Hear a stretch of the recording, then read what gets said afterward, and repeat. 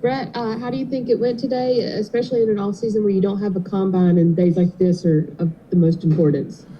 I felt good today. My big thing coming into it was, proving I can change direction, doing well in position drills, and I felt like I did that. Showed some athleticism out there. I'm pretty happy with it.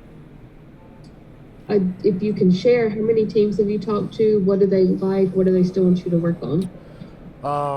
Personally, I've probably talked to 5 or 6, and then my agents talked to some others.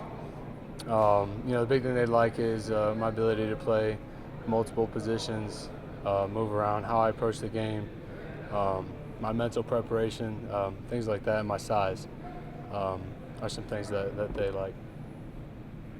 Thank you. Good luck. Thank you. Was that ever frustrating for you, playing so many different positions? I guess maybe like in the moment you'd rather just focus on one, but now that you see that versatility and teams look at that maybe it was a blessing at the time, or a blessing now. Yeah, I think it's definitely something that'll help me out here. At the time, you just have to adjust. You get told to go do something, in the middle of a game, you have to go adjust and do it. And I thought I did fairly well playing multiple positions throughout my years here at Florida.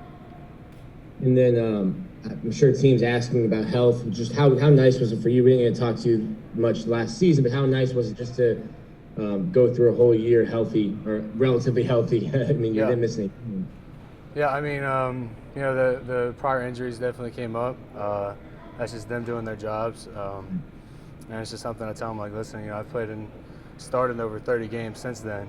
And I played 2 clean seasons, since my ACL in 2017, and I've proven that I can come back and play at a high level.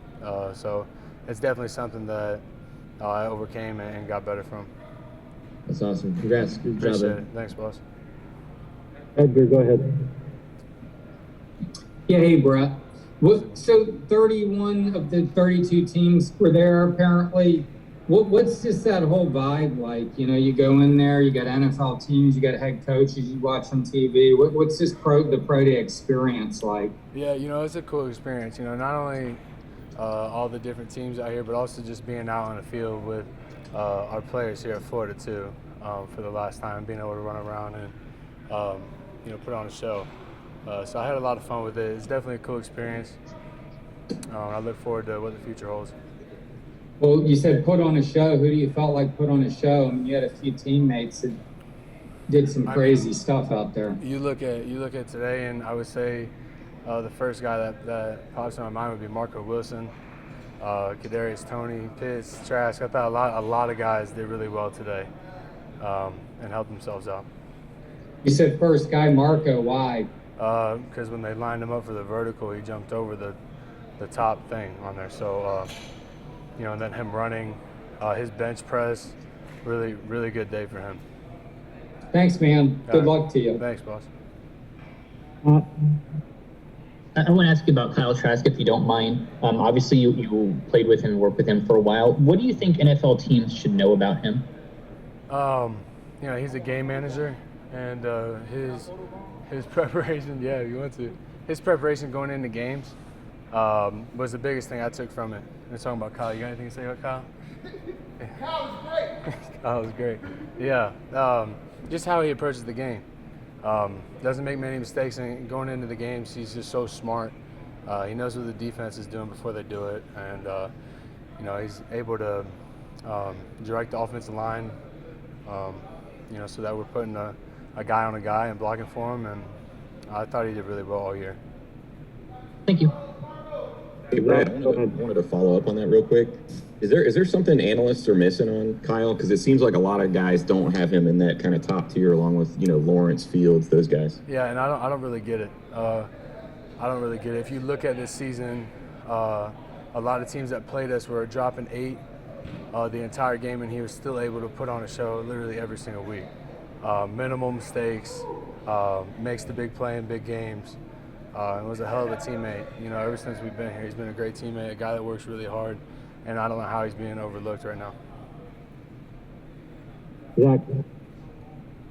Hey, Brett, staying on that point, you talked about playing multiple positions, but obviously you were the center last year, and you were the guy that kind of made the offense go in terms of the numbers you guys were able to put up from a passing standpoint. Just what do you think being a part of that offense and the role that you played, kind of directing things, and then obviously the numbers that were put up and the way you guys were able to protect Trask, it just kind of makes not only you but a lot of the offensive linemen appealing.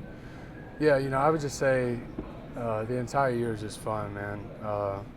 Being able to go out and put up big numbers, have a lot of yards, be able to go down the field and 5, 6, 7 plays and score. Just a lot of fun as a lineman.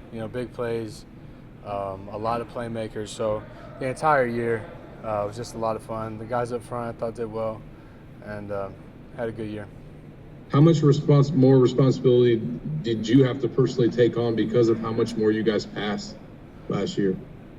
In terms of my position change, or free what? snaps and stuff like that. Yeah, I mean, you just got to communicate. Communicate fronts, communicate IDs, third down packages, possible pressures that come out of those packages, and just communicate what's going on, so that we're able to again put a hat on a hat and block for them. As you can see, all season, he didn't need a lot of time back there. I mean, the ball's out quick. He's really, really good at what he does. Again, it's just a lot of fun.